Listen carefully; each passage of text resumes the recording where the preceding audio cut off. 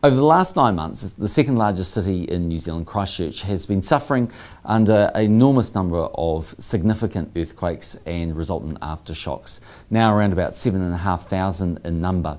We can all see with our own eyes the substantial damage that has created to the infrastructure in Christchurch and to people's homes in the central business district. It's also played very heavily on the spirits of Christchurch, and despite the people of Canterbury being very stoic, resilient and committed to their city, this has been a very difficult time for everyone.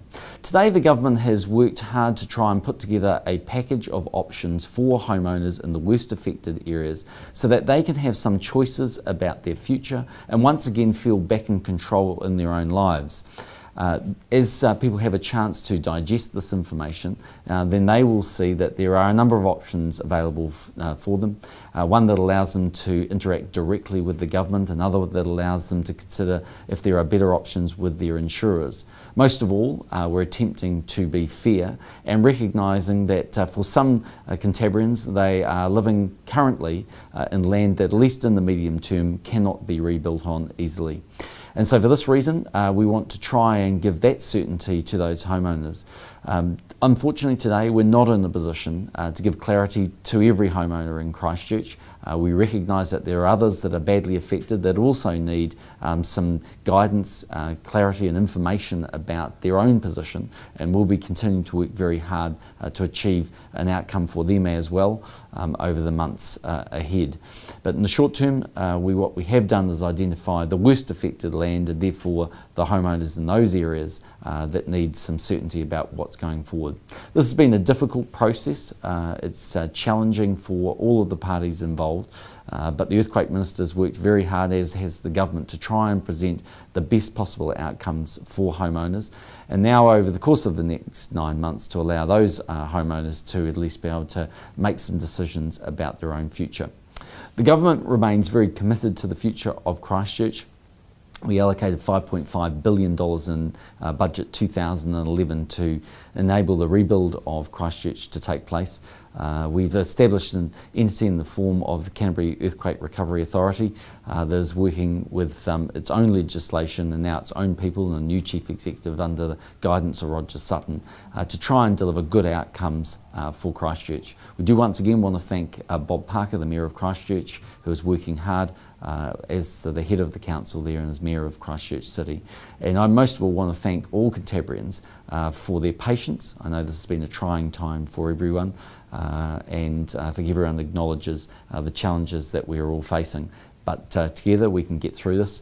I hope you'll take some time to understand fully the details of the package, and in due course, if you are an affected homeowner in one of those areas we've identified today, make a decision that's going to suit you for yourself, your family and your future in Christchurch.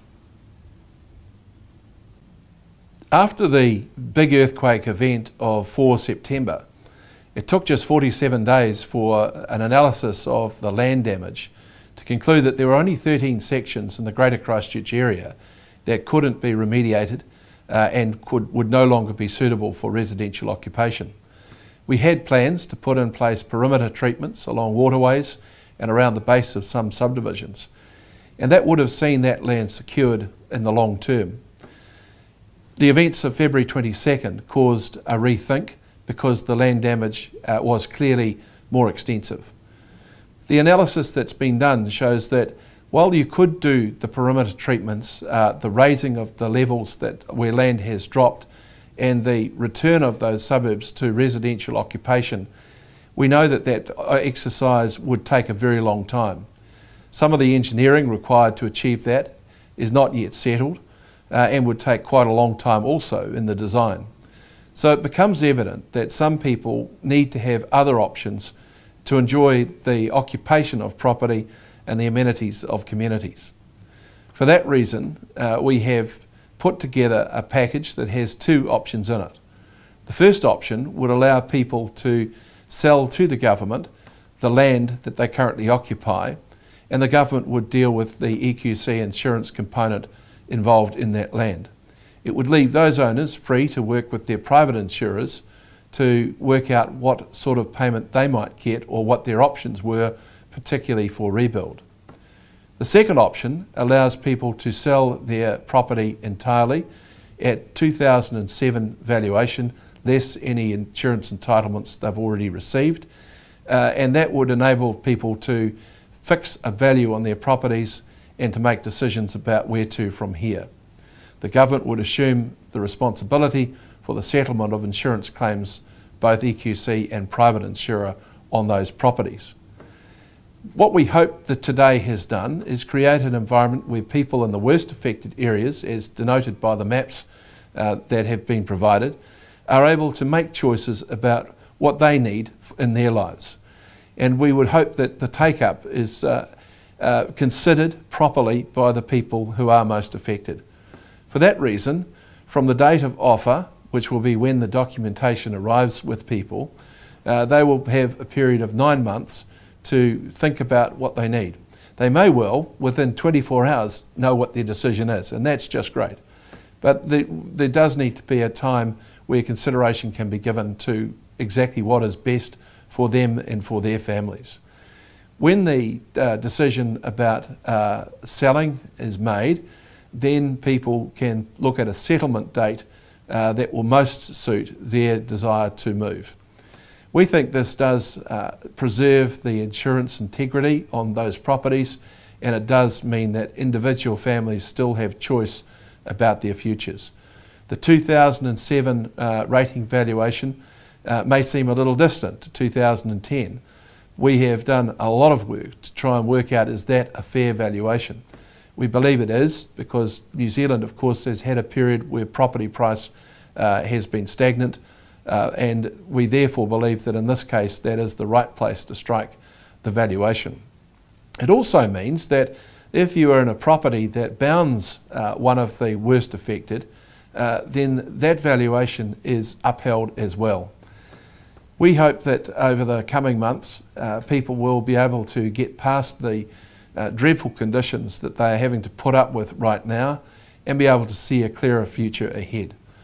Roger Sutton and his team, led by Michelle Mitchell, are going to put together a series of community meetings where people will have an option to discuss with suitable experts exactly what sort of decision they should make. Do they need to take option A because that's best for them, or option B, which is best for them? This will mean that over a period of time, people can change their focus from having to dig out sand and other muck from badly affected properties to facing a much brighter future. Roger Sutton is very committed to ensuring that people are taken along in a positive fashion, and that no one feels too much on their own. Inevitably, with this number of properties affected, there will be the anomalies that occur here and there, and we ask that people are patient with us as we work with them to ensure a good result for them. Today's announcement also, of course, indicates some areas of Christchurch, large areas of Christchurch, where there are not the same land issues as other parts. So if you're in the green area, you have a clear future ahead of you.